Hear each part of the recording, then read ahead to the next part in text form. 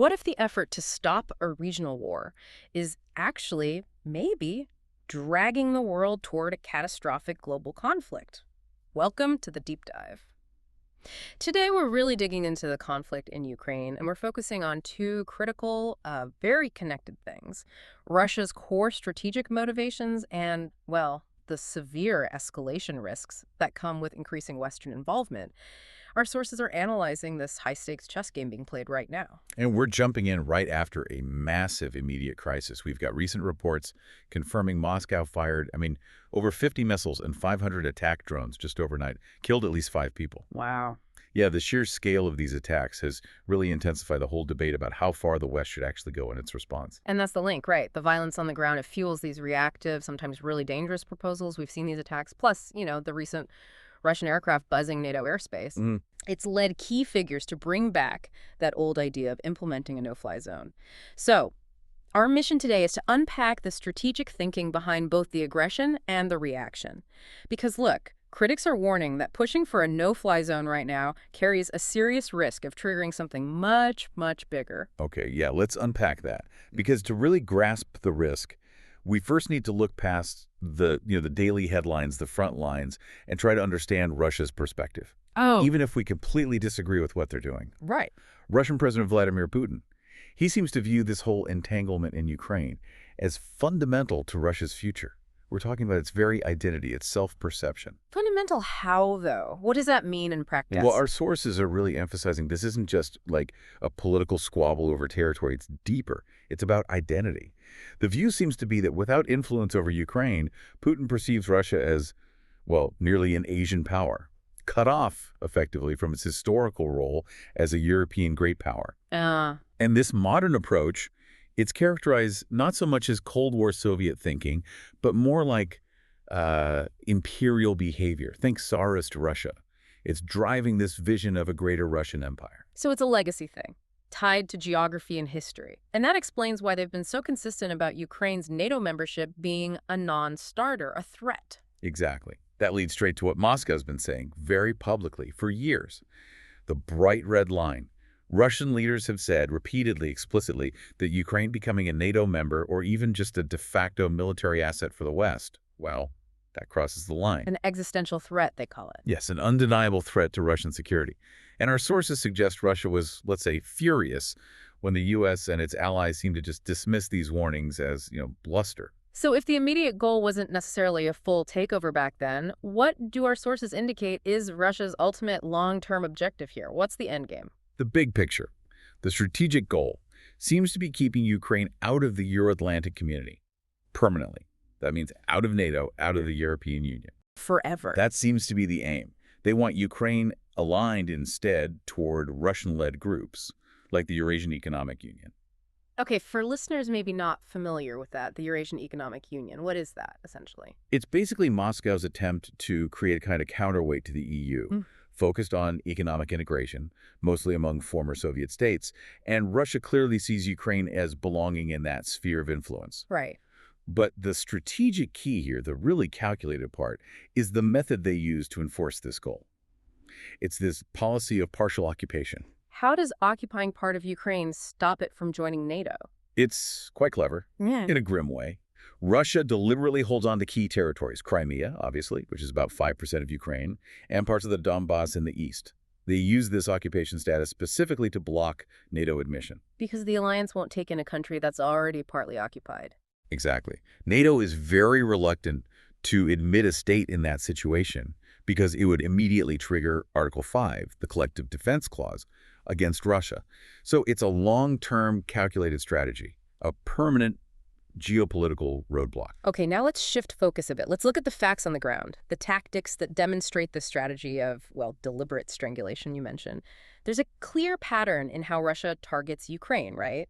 Focusing on destroying the economy, communications, often with flimsy justifications. Yeah, the intensity of the airstrikes has been very focused on specific critical targets. Russia has dramatically ramped up attacks on energy infrastructure, the power grid, especially doing this to cripple the country before winter sets in. And Moscow just claims these are legitimate targets, even civilian infrastructure. They claim these systems support Ukraine's war effort, yes. But the undeniable effect is widespread civilian suffering.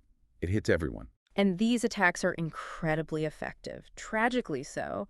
We saw that recent strike. It cut power for, what, 80,000 families? Yeah. Just in the Dnipropetrovsk region. That's a strategy designed purely to maximize economic pain. Absolutely. And it's not just power. They also carry out almost daily attacks on Ukraine's railway network. Think about the targeting of the Shostka railway station. The goal there is clearly to cut off vital communication and supply lines to communities near the front lines, paralyze internal movement. And then there's that tactic our sources highlighted, the really brutal one, the double blow. Yeah, that's particularly nasty.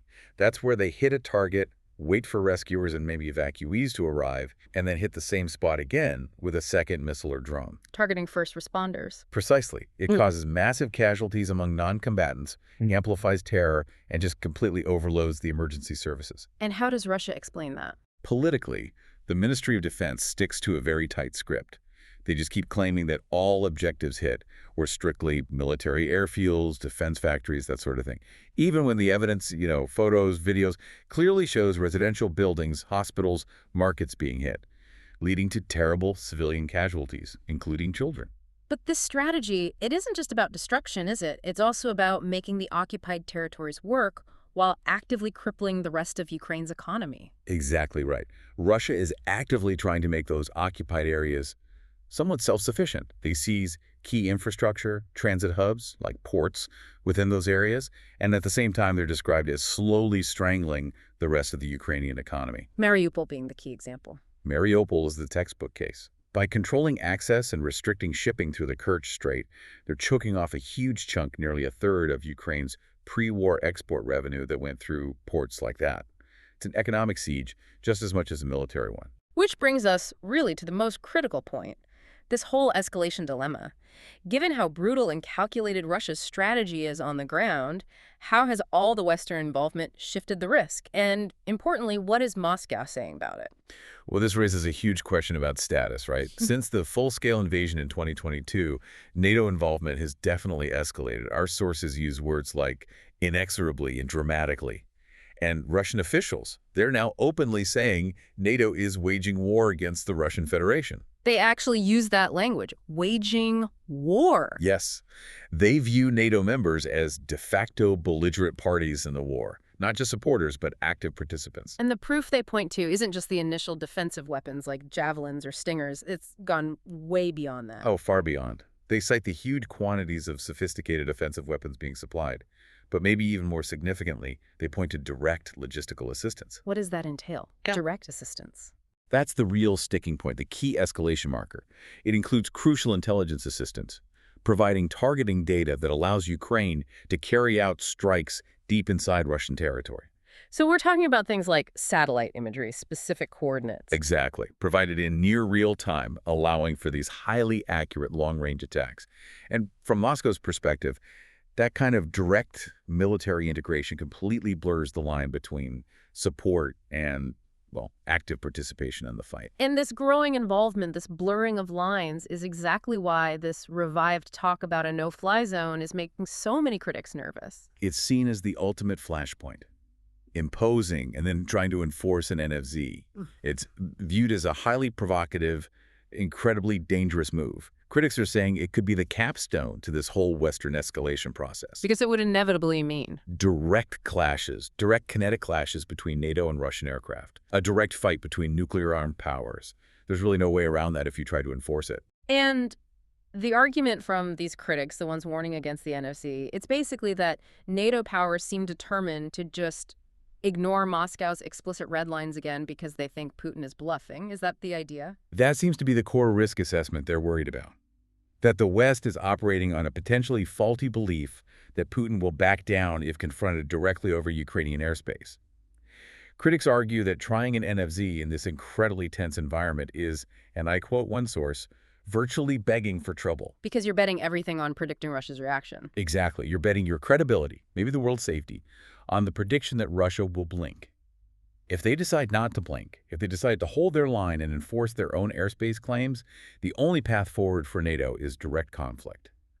War. So wrapping this up, what does this all really mean for you listening? We've got this conflict driven by what sources describe as Russia's imperial ambitions, its deep security concerns.